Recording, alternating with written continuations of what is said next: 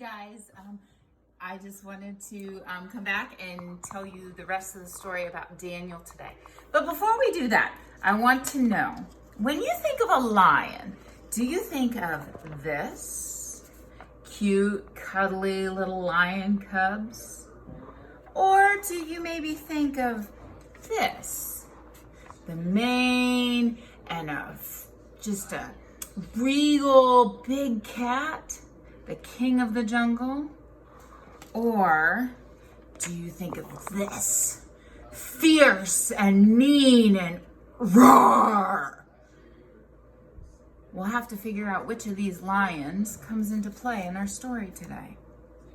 So after King Belshazzar read the words that were written on the wall by that invisible hand, and then died because he had done awful things against the people, against God's people, Daniel was still in power in the position that Belshazzar had put him in. And a new king, King Darius, came to reign in Babylon. So King Darius was very impressed with Daniel and put him in charge of the whole kingdom, along with a couple of other advisors. Now, Daniel still prayed to God every day, several times a day, and he didn't apologize for it, and he didn't make any excuses for it, and he wasn't shy about it.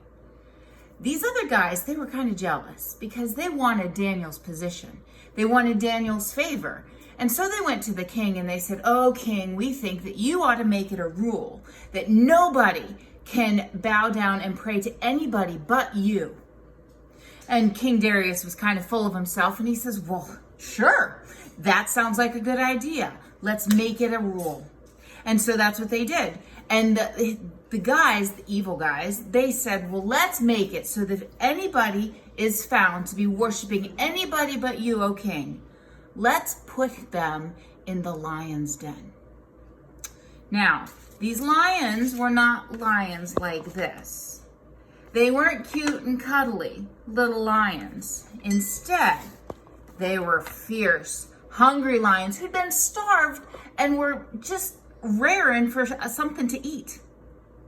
Well, you know what Daniel did. Daniel went up to in his house several times a day. He knelt down and he prayed to God. These guys that were jealous of Daniel, they went back to the king and they said, "Oh, king, we found somebody who disobeyed your law. It's your favorite servant Daniel, and he has to be put in the lion's den." Darius was distraught. He was so upset, but he's like, "It's a law and I can't do anything about it." And so they went and they got Daniel. Now, Daniel knew something. He knew, just like Shadrach, Meshach, and Abednego had known, Daniel knew that God was going to protect him. So I have a couple ways that God protects us. So see this? I've got oranges here, okay? I've got one that's peeled and one that still has the skin on it. Do you know what the difference is when I put these oranges in the water? Let's see what happens when I drop this one that doesn't have any protection on it. What happens to it? It sinks all the way to the bottom. Now, this orange still has the skin on it. Let's see what happens to it. It bounces right back up. This is kind of like God's protection on us. God protected Daniel in that lion's den, just like the skin protects the orange from sinking. There's another way we're going to show this. So remember, I told you that the lions in the lion's den were fierce like this, right? Okay, so remember, I'm not an artist, but you just see Daniel down in there in the bottom of my glass? And he's praying, "God, help me. Help me to know what to do. Help me to have the right decisions." So here's our lion. We're going to put our lion in our tube.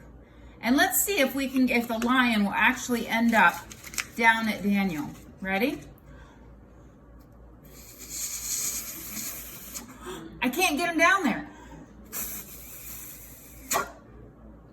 The lion won't won't go down to Daniel.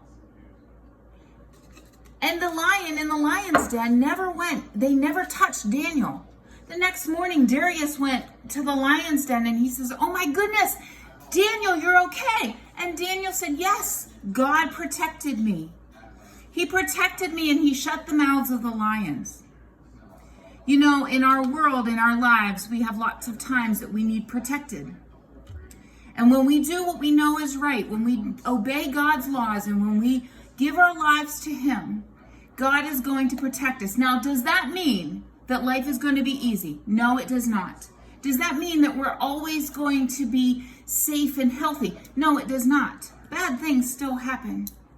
But God is going to protect us just like he protected Daniel. And he's going to love us and he's going to care for us. So, I hope that you guys have enjoyed learning about Daniel and about his life and the lives of his friends. And next week we'll start in on something new. Until then, I'll see you later.